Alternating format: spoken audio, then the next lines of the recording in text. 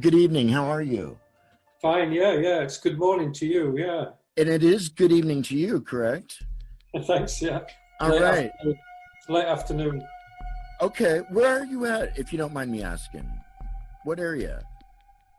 What? I'm sorry, what area? Where are you at today? I'm at London, in London. You are in London. Okay. Yeah. Okay.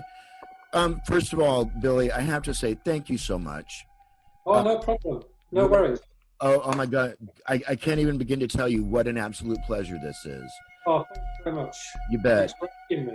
Well, before the conversation, I was thinking about it. It's like your music has been part of my life easily since like 1980, 81. Oh, really? Right. Oh my goodness. It's like, and the fact that that I've got a few moments with you, it's like this. Yeah, this is an amazing day for me. So, Well, that's good. yeah, and so with that being said, thank you first of all for the music. Oh, cool. So how are you? That's very nice of you to say. Thank you very much. Well, you're welcome. Oh my goodness. How are things with Billy Currie today? Oh, okay. It's snowing here, or has been snowing. So I've been out for a walk, and that's brightened things up a bit. I'll bet. I mean, it's yeah. just me and my wife and my son. Okay. We're in complete lockdown. Oh, you are? Okay. So when I go out to walk, occasionally someone will have a chat, a complete stranger. Right. And occasionally I'll meet a friend, not very often, because it's just by chance. But I met a chap today, very posh speaking fella. Mm-hmm. And he was just saying, isn't it nice that gives you a lift just to see the snow, It's nice. So that's how's things for you? Things are all right. Weather-wise, we're on the same hemisphere, so we're also dealing with wintertime. No snow yet, though. Oh. So you hang on to it for now. Yeah. And then go ahead and send some over in a couple of weeks. No, things are going well. It's a little bit dicey still, shortly after the elections. All I can say, Billy, it's an interesting time to be alive. Yeah, it is. And it's been a great time of being able to catch up with different artists over the last, since COVID happened a year ago. And to get different perspectives as far as how we're all interacting and dealing with it.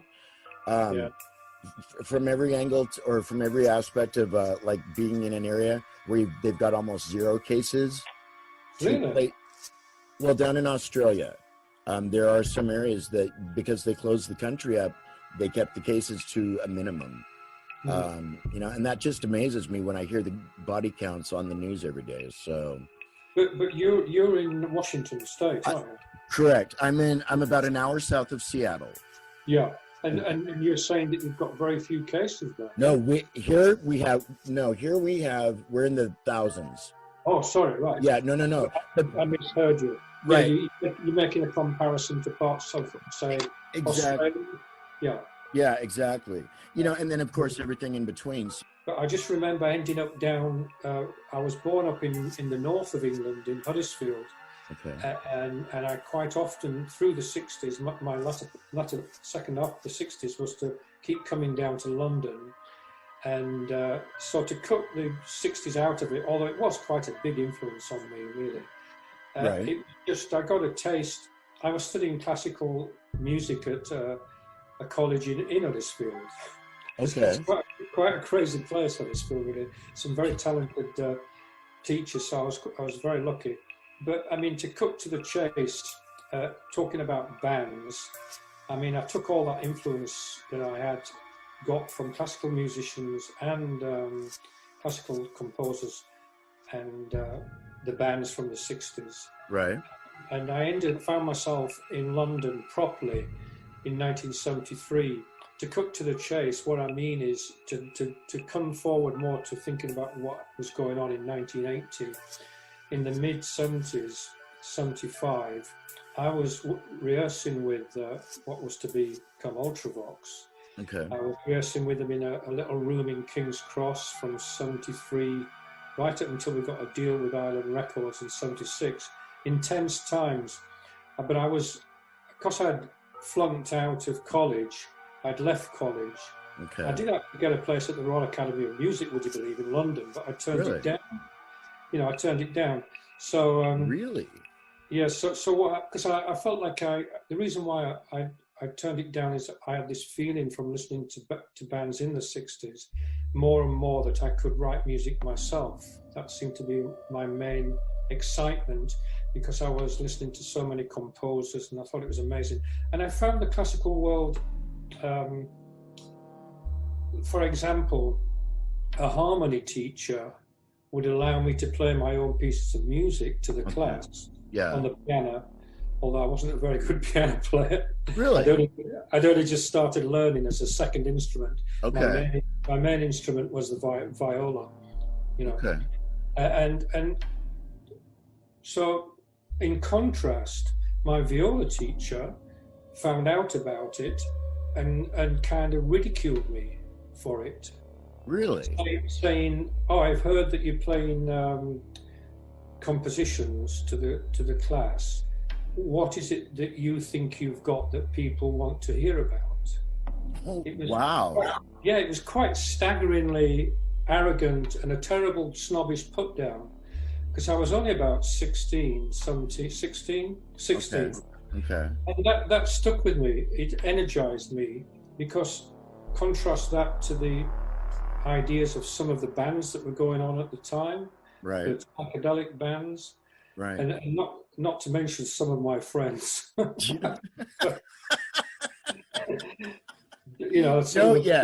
Some people that I was hanging around with at the time. Not calling anyone out here at all. No. Right. So I was amazing. It was a fantastic day when I got into the Royal Academy of Music. I can still remember it. I was dossing on some friend's floor somewhere, I don't know, the night before, but yeah, I got through. And I really liked the people who listened to me. I was playing Bach and some other piece, I don't know.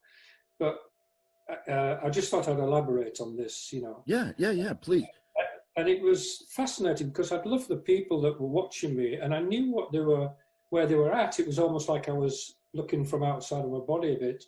Right. I just wanted energy. I'd got energy. But what I'd also got was the desire to write, Awesome. Originate my own music, Right. And I just felt by then that the classical world was something I wasn't prepared to take on, because it's a fairly class-riddled place, is Britain, maybe, I don't want to get too much into that, but I was just kind of very energized. It sounds a bit strange maybe for American people, but working class kind of person.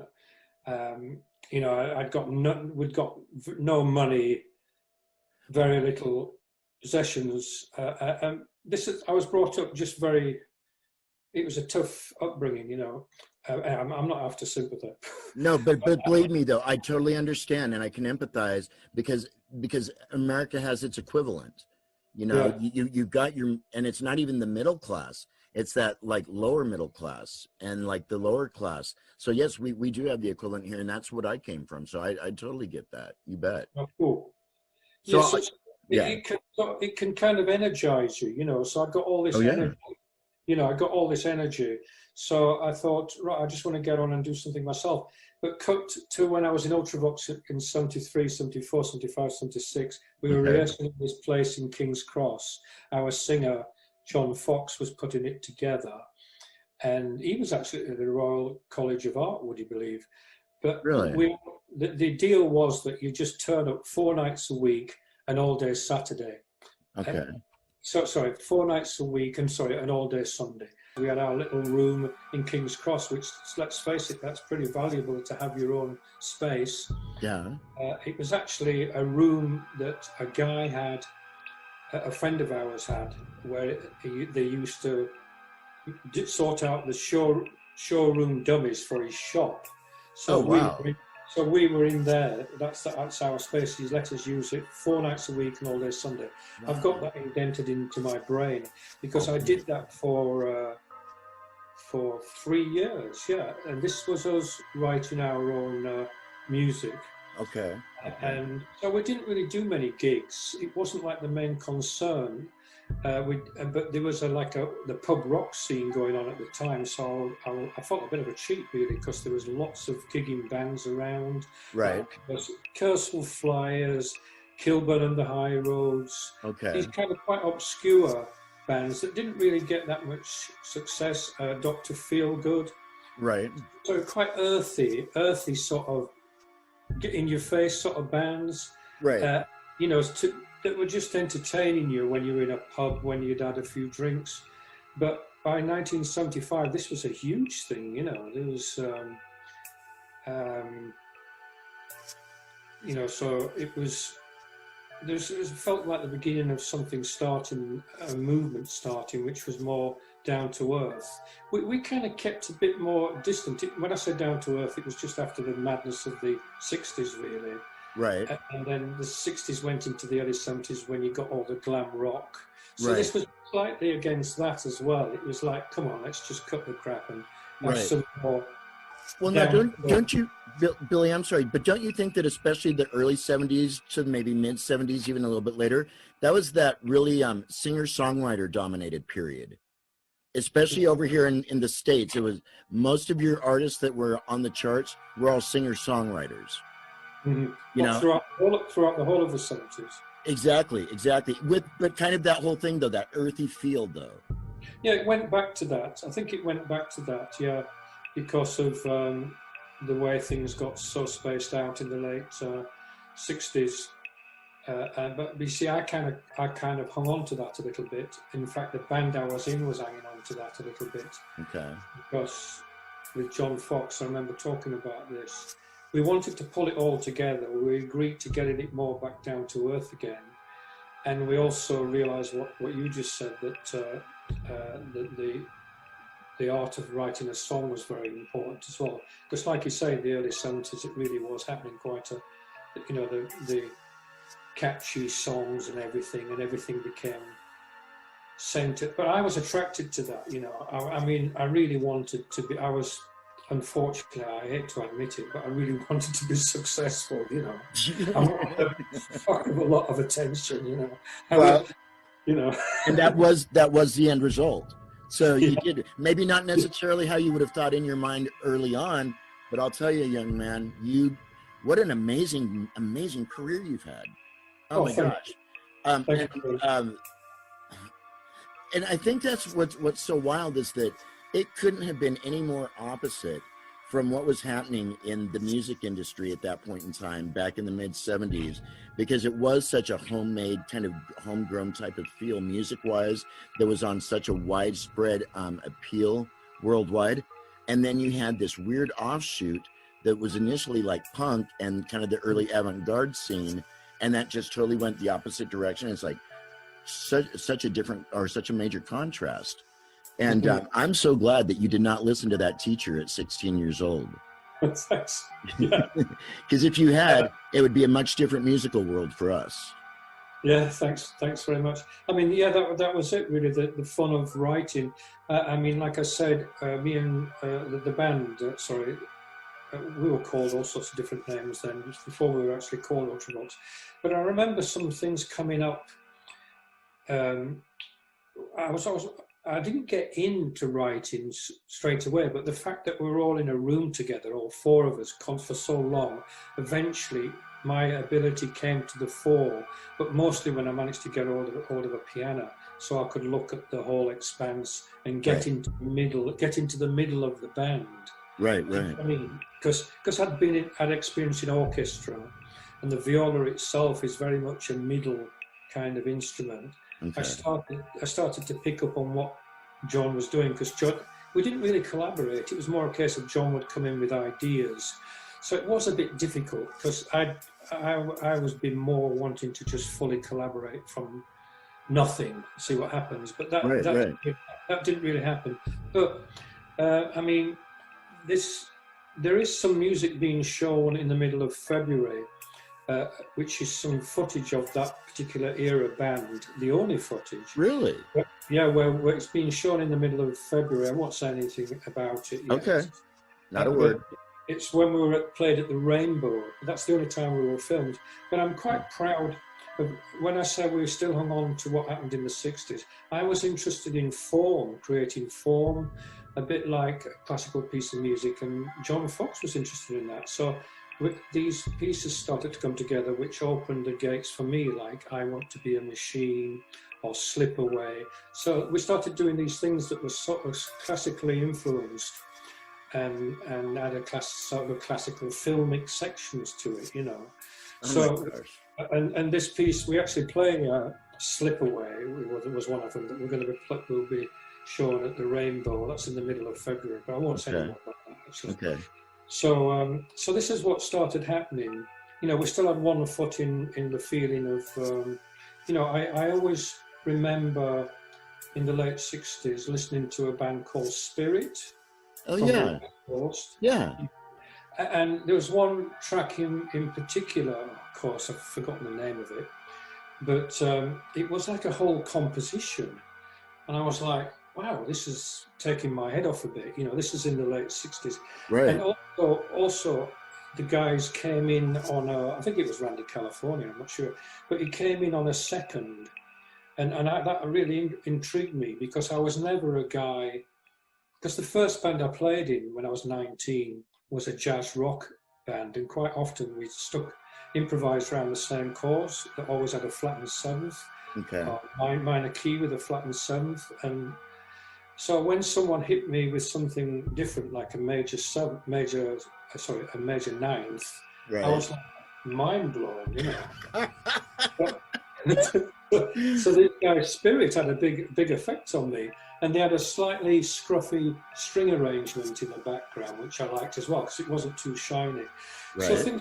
So when Ultravox eventually got a deal in '76, we were a little bit schizoid. We were a bit not in tune with everybody else. We weren't kind of Dr. Feelgood or Right. Gilbert and the High Roads, you know. Right.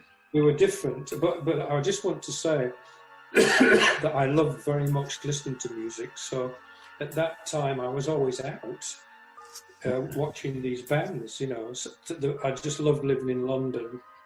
It was great to have all this on your doorstep. I'll bet. Because when I was up in Huddersfield, I felt a little bit out of the way. You know, it's about 150 miles up north, 170 miles up north. That's a jaunt, yeah. Yeah, so it was great to have all this on my doorstep. So while I was rehearsing 4 nights a week and all day Sunday, and by the way, I just happened to say, I'm not after sympathy again, but I was doing a shit job, you know. And you just had to just get on with it. I mean, the policy from John Fox, he was a good leader, was, you know, get your asses here. We don't want to know how or any problems about money. Just get your asses here and we'll think about the music. But anyway, as you know, we did 3 albums, and so that. And then John took off. John took off, yeah. Okay. The last gig we did was actually in San Francisco in really early 1979. Yeah. Oh wow. Okay. Oh wow. So you guys were actually like overseas on tour when that happened. Yeah. Oh my God. I don't want to make it sound too grand, but obviously with Island Records, we were always financed to go touring. They were a great company like that. That's Chris Blackwell. He really liked musicians to be out there performing. So he was always sending us off to Europe. But when we'd split up, we got this offer through Miles Copeland, the manager of the Police, to come over and use their back line, this new way of doing things, which was quite punk in a way, which was like, you know, you can use our back line on the East Coast, and then when we come over, you can use our back line there, because we won't be there. You know, it's a case of sharing each other's gear. Right. You know? And so we thought, we've got to do that, even though John had told us he was going to leave. So it was quite difficult, you know. Wow. But if you look at some of that stuff on YouTube, you know, like when John did his first solo album, he did his version of Easy Liquid, very electronic. Right. But you can find our version of it because we did an Ultravox version of it first, which we were playing over in America in the first half of 1979. Yes, so which was more sort of a rock element to it. But and what album is that available on, or was it? John, that was John's first solo album we did called Metamatic. I'm just making the point that the split, the breakup was, we did Systems of Romance, and then we worked on some, I think 3 tracks, Touch and Go, Easily. We went over to America and played them there, some new stuff. Right. But, we were getting a little bit more and more off the wall, really. There was one track called Radio Beach, which we didn't actually ever record. But I just remember being over in New York and playing stuff like Radio Beach, kind of very loud, with a drum machine. Okay. Just like, hang on, there's definitely something happening here, Right. Oh, yeah.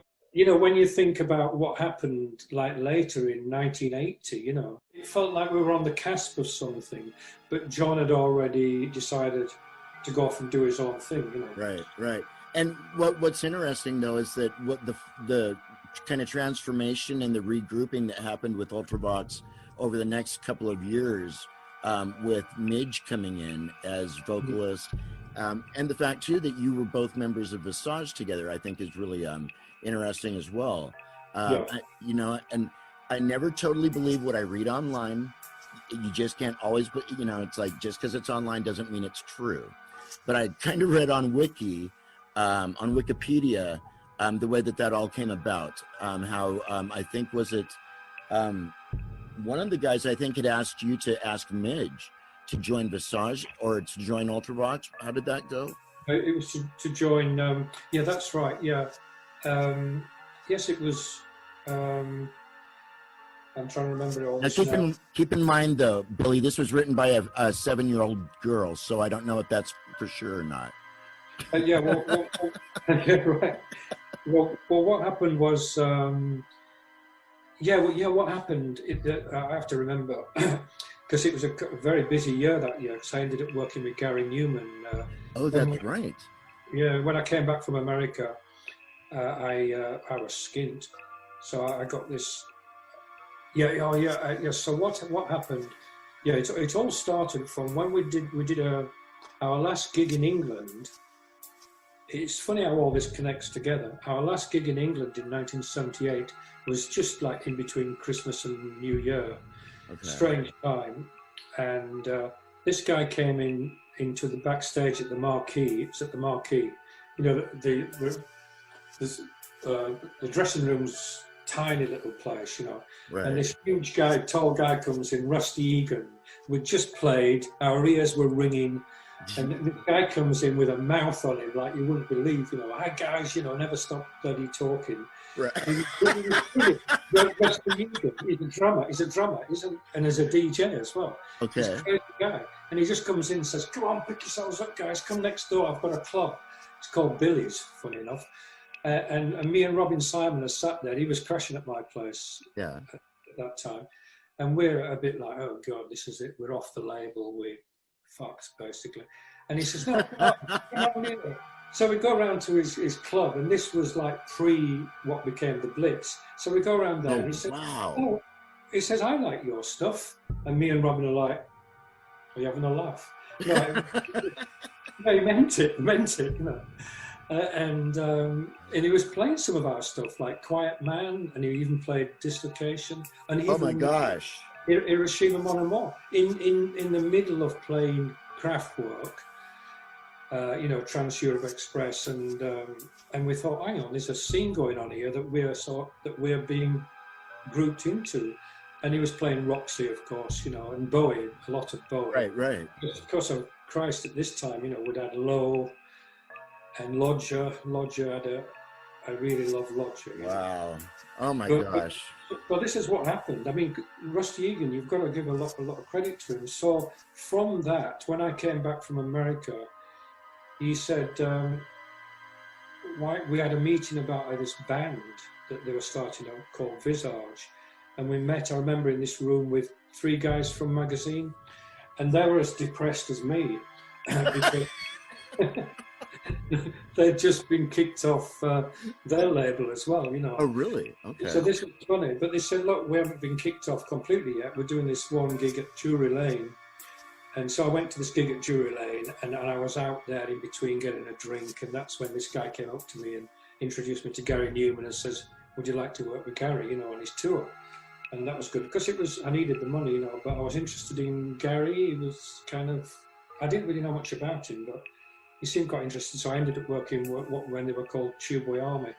But I joined up with Visage as well. So I was doing Visage as well as working with Gary. Oh my gosh. And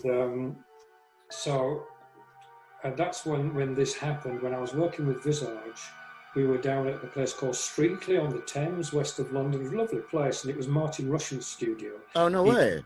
Yeah, he'd been producing the Stranglers, and he was interested in getting into a new scene, you know. Yeah, because he ended up producing the Human League.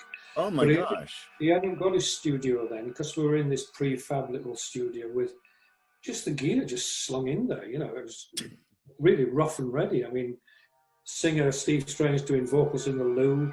I was doing my keyboard parts in this room at the end, you know, like this bedroom. It was weird. Very weird. But it was so exciting, you know. And because we'd got a lot of energy and would fall to our backsides at the floor. You know, it was like a funny combination. Right. Yeah, and then we were working on the Visage album, and Rusty, Mr. Mouth, you know, most of the time I was laughing because there was a combination of this really tall Cockney guy, London guy, with this Glaswegian little guy, Mitch, you know, these two shouting at each other, you know. How tall is Rusty? Huh? How tall was Rusty? He's a bit taller than me. He's quite tall. He's 6'2" or something, you know. Okay. And then Midge is not tiny. I'm not slagging Midge off, you know. I don't want to take Right. But he's smaller than me, you know. He's quite a small guy, but not tiny, you know. So just watching these two arguing and stuff like that, it was dead funny. But eventually, he started on me. And basically, when Midge wasn't there, he was sort of saying stuff like, "You should, you know, your band, you should get it back together, Ultravox, and get Midge, you know, as the singer." And I mean, I managed to ignore him for about 3 months, you know. Then you just have to say, okay, yeah, whatever. Yeah, okay. Wow. I'll give it a go, you know. Oh my gosh. So that's how all that happened, yeah. So then... You know, you mentioned Dislocation and what was the other one? The B-side of that a little bit ago, Quiet Man? Yes, yeah. Do you know, actually, when you said that, Billy, you took me back to 1980, 81. One of the first 45 or maybe it was a 7-inch single that I ever had from you guys was Dislocation. Oh, right, yeah. Oh my gosh. And you just, guess what I'll be listening to today? I'm gonna pull that track out and definitely play that. Hey, speaking of which, I know our time is getting short. I would like to do a couple of things. Billy, I'm just gonna ask right now, when you have some time, there is so much that I still want to chat with you about. Would you please come back and visit us again down the road here when you have a little bit of time? Yeah, I mean, let's just carry on a little bit longer. Are you sure? Do the whole thing, yeah. Well, then, okay. Let's get everything sorted out in one go. You bet. If you're up for it. I am if you are. No, but listen, though, at the same time, I don't want to monopolize your time. No, it's okay. Yeah. Well, let's carry on up until about 6 o'clock, no problem. That works perfect for me. So we've been talking a little bit. We're kind of at the, I believe we're kind of at that 1980, 81 point in the conversation. You worked with Gary Newman. Was the tour, you said it was Tubeway Army, that was what the period was? Yeah, 1969, yeah. Okay, so was that the Pleasure Principle then, or what was the tour? It was. Pleasure Principle, yeah. Wow, okay. And you know what amazes me is that Gary just released something, I believe, like 2 weeks ago, you know, has stayed steady. But now the two, kind of flash forward, you've remained relatively busy with different projects and all that throughout the years. Sorry, say that again. I'm sorry. You've remained pretty busy on different projects throughout the years. Yeah, I do. I keep going. You know, I I'm very interested in instrumental music now. I know it, you know, after doing songs and stuff, you know, quite often it draws a bit more instrumentals. But, you know, it's just where I come from, you know. I mean, as well as listening to the Kinks when I was 11 or 12, I was also listening to Tchaikovsky, you know. It's just how I am, you know. Wow. And it's quite natural to just move and try to make instrumentals, which I find actually difficult. I'm in the middle of I'm in the middle of doing an album right now, and every time I start an album, I'm not in the middle, I'm just getting going, really. Every time I start an album, I think, can I do this? You know, it's always like, is this possible? Is this, but really, though, with an instrumental, it's a little bit rougher than doing something that has lyrics to it, usually. Well, yeah, you're wide open with the form. Okay. You know, you're not relying on, obviously the voice is beautiful, and I've always been very fascinated with writing songs, and it doesn't mean that I'm not going to do that again. Right. You know, but I mean, it's my 12th solo album that I'm working on now. I mean, I've just finished an album called The Brushwork Oblast, which I finished actually at the end of last year, so it's been a while now. Okay. I finished, I finished it at the end of 2019 and released it in March last year. Okay. I've just got it on a CD release through Burning Shed, and I'm pleased about that because I like streaming, and I do back my streaming up on Apple Music with Audavana, which makes it sound a lot better. Okay. But, you know, then you put a CD on, it's like, come on, you know. talk about going backwards. Oh my gosh, yeah.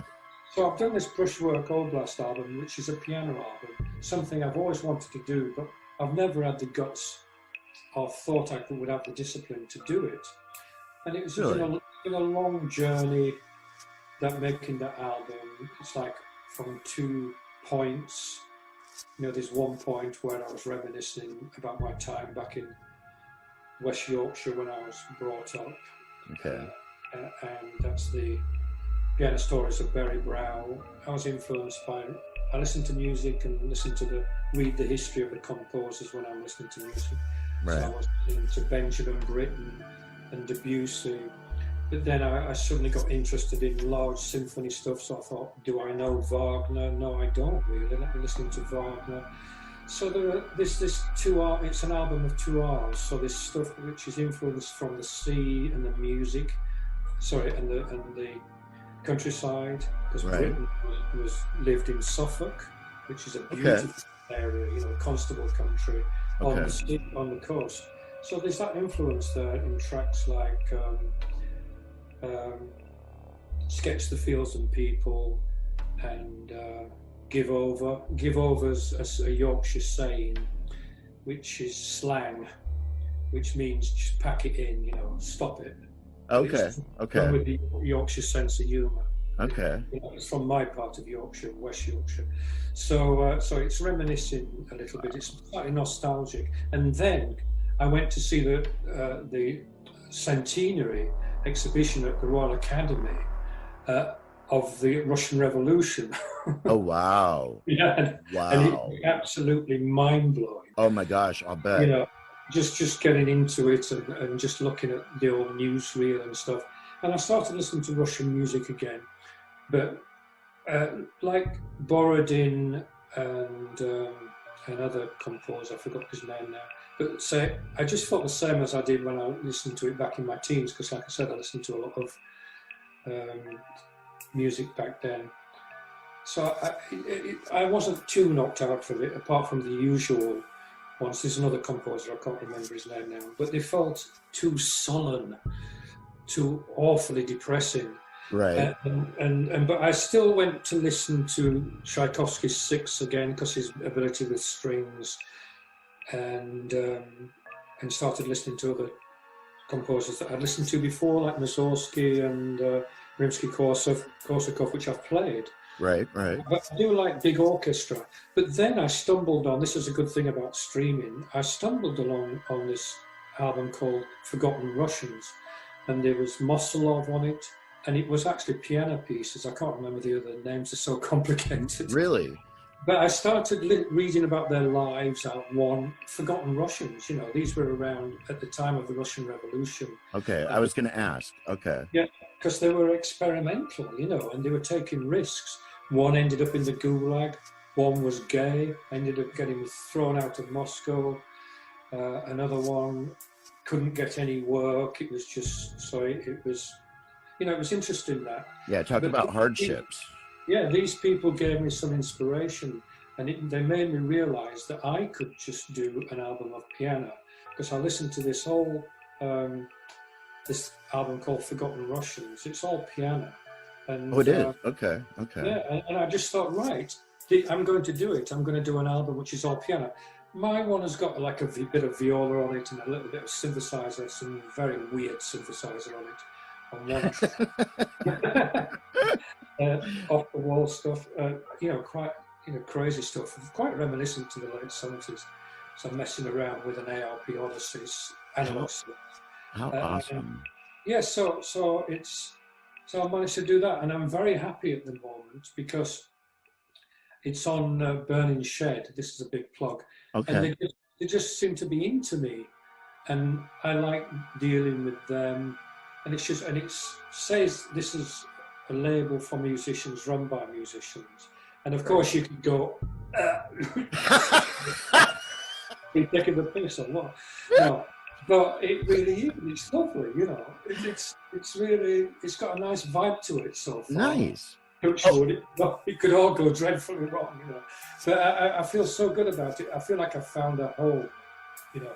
Very cool. Very cool. And I think that's important, even with an amazing career as you've had, that, you know, and I'm sure you've probably still got many years left in you, but to be able to find some place that you feel comfortable enough to still be able to use your artistic, you know, creativity, unbridled, you know, for them to still give you, you know, because you know that there are artists out there that are still kind of going by the same old formulas and all that. And it's like, it's not, I'll bet it's got to be a good feeling to know that, you know, it's like, hey, I could put just about anything out, you know, and have a good run at it.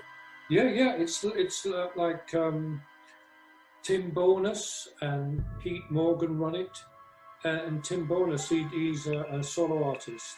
Okay. He was in a band called No Man. Okay. And so I know them from way back in the past, and because they got together in the early 90s. They're still making albums though, but Tim does solo stuff. And just communicating with him, this is just by email, you just get the feeling that they're just supportive. They just, like you said, they just know, they just seem to be tuned in. They accept that you're trying to create, you know. Right. Well, you know, and one of the things that I was thinking, you're not dealing with a businessman, you know, you're dealing with a musician. I mean, exactly. So sometimes, because of my experiences and slight brainwashing from the business in the 70s and 80s, that could be a little, I think of that with trepidation, you know, trying to deal with a musician, that could be a complete, absolute fucking nightmare. You know? Oh, yeah. But it just seems to work. And it's kind of a bit, it's just grown up. It feels good. Well, and you've been in the scene long enough and in the industry long enough that you remember the days when there was that sleazy record producer, when that wasn't really that far off from the reality that there were some kind of seedy people in the music business. Yeah, absolutely. Yeah, and you know, you want to avoid those land sharks. Hey. So let's draw this to a close, because like I said, your time is valuable, and I want to say thank you again so much for putting some time aside with us today. Guys, you've been listening to Mr. Billy Currie of Visage and Ultravox, and Billy's in London, and I'm in Olympia, Washington in the US. How, just to touch on it briefly, how are things with the prospects of touring at all in the near future? Do you see the bands lifting at any time soon? No. I know, huh? I know. Yeah. I don't know. I don't. You mean Ultravox? Ultravox, or I don't know. Was there ever a Visage reunion? I realized. Was there ever a Visage reunion? No. Visage. It was never a touring band. It was just a studio band. You know, and back in. Steve Strange. Right, right. But I think Rusty is doing something called Rusty Egan's Visage. Oh, okay. With no original members from Visage in it. But, Right, right. But they might be, I don't know. Sorry, I didn't mean that to sound bitter. It could sound a little bit like I'm rubbishing him. No. I don't really know, because I know he might be doing a gig called Rusty Egan's Visage. Okay. Well, see, then you could do that. Pardon? You could do Billy Currie's Visage or Billy Currie's Alter Visage. Oh, God, no. Oh, my gosh. So, really, though, Visage never played the Blitz Club or anything?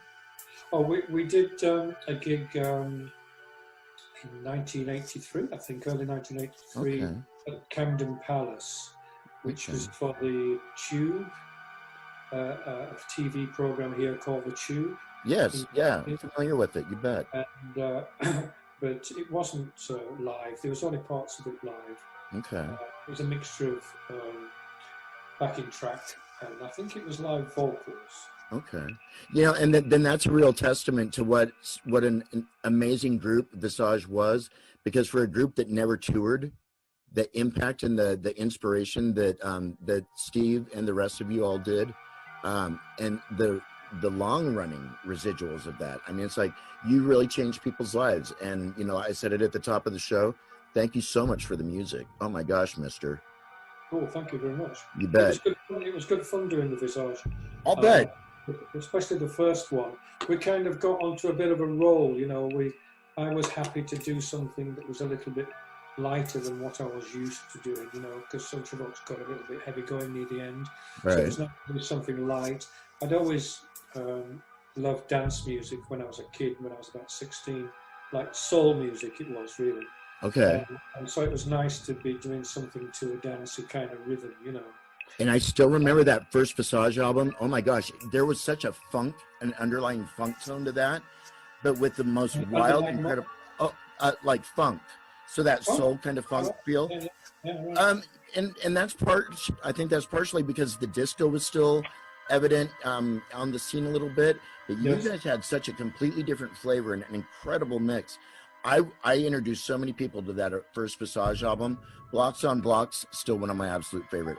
And that's interesting what you said there. Yeah, disco was still around, and when I was on tour with Gary Newman, I used to control I was like the DJ, you know. Okay. So when we were on the bus, two of us, I'd got my ghetto blaster. And I was blasting out, or anywhere in the dressing room. Right. I was blasting out Donna Summer's latest album. I really loved it, and it was all this disco stuff, you know. And that's where we got, and Sid Sharpley loved it, you know, the drummer. Yeah. Well, they all did, and that's where Fade to Grey came from, because when we were up in our big towers, light towers, working with Gary, you know, we were these big lighting towers. We played keyboards up these towers each side of the stage, you know. And I remember looking across in one of the sound checks, and Sid was just next to me, but slightly lower. Okay. And the guy on the other tower next to me was Chris Payne. He was the other keyboard player. Okay. And he kept playing this thing on the polymoog. We both had polymoves, which was Gary's chosen main instrument. From Cars, remember Cars? Right. Oh yeah, I totally see this. The polymoog, yeah. Polymoog. Okay. And I was looking across, and Chris Payne he was trained as a classical piano player and viola, but with me I was the other way around. I was trained as a classical violin and violist, and the piano was my second instrument. So I wasn't technically as good as Chris. So I was very jealous looking across, watching him play this left-hand rhythm, you know. And I thought, fuck, what? How can he do that? In octave, you know, and that's the beginning of Fade to Grey. And to me, I was miles away thinking, oh God, it sounds like Kraftwerk, because I was just getting to the stage with Systems of Romance of trying electronic drum machines, trying to get things to trigger, you know, like in Dislocation, right, sequences, which I did. I triggered that, ding, ding, ding. That was all triggered from the sequencer, you know, but not to any great mind-numbingly technical ability. And so I looked at this, and then he was playing chords on the right hand with his hand, Now, that was my department because I consider myself a pad man, pads. Right. And so I wasn't too rapturous by that, but I just love this left hand. And so we got said he'd got a CR78 drum machine, the Cube one, which was the more modern one. Oh wow, yes. Yeah. And I got him to program a part to it, So we got the beginnings of like an electronic song just in our sound check. It is an interesting story. Wow. Even now, I've been telling this for years. But yeah, it's always interesting. And I said, because I was in the middle of recording the solo first Visage album at Martin Rushent's studio. When we had a gap in the tour, I got them to bring their instruments into the studio. No one else was there. The Visage guys weren't there. They were doing other things, I don't know. Okay. I think Midge had gone, actually. He'd been signed up to play with Thin Lizzy in America. Bloody hell. Oh, wow. Okay. Yeah, he wasn't even around, so I brought them in. And we laid down the backing track for Fade to Grey. Wow. It was great fun. Where did Toot City, the title, come from? Yeah. Toot City, that's just me being...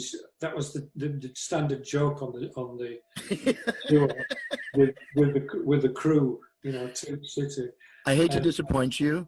I don't know that it would have been such a major smash hit had you remained with Toot City. No. I don't think so, no. That is an absolute classic. Billy, we need to call it a day, I'm sure.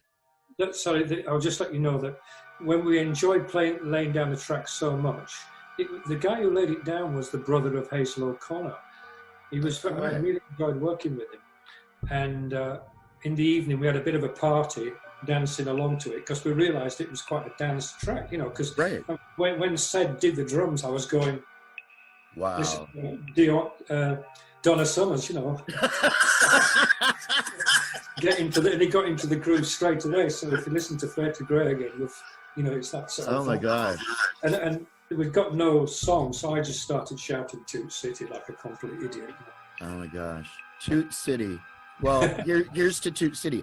Okay, so two things real quick and then we're done. May I please get a word to the world? Basically, with the listeners that we have listening in today, is there anything that you'd like to say to them? Whatever is on your mind. Oh, really? I know that's a big pressure spot. Keep calm. Yeah, let's just keep calm through the turmoil that we're going through, really, and we'll get. Spring is coming. Yes. It is a difficult one. It's a difficult one. And let's try and stay positive. It's a tough time at the moment. Awesome. Keep concentrating. I'm doing some music, so it's nice to just not think too much, really. Isn't it good focus, isn't it? And kind of a good distraction. Yeah. And then the last thing, my friend, and there again, thank you so much. I want to get a song request from you. As we go out today, what song can I play for you? If you could hear anything. This is your Okay. Oh, okay. Anything in particular? I can't remember the time. Not a problem. It'll be my pleasure to pick one for you. Based on our chat today, you betcha. All right, Billy Currie, I thank you so much, my friend. I've enjoyed it. Thank you. Hey, you bet. And best to you and your family. We're all going to get through this. And I'm going to check into some of your music that you were talking to us about today.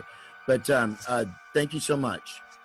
Brilliant. I enjoyed it, Darren. Thank you very much. All right, you bet. All the best with everything. Best to you too. And we will see you down the road someday.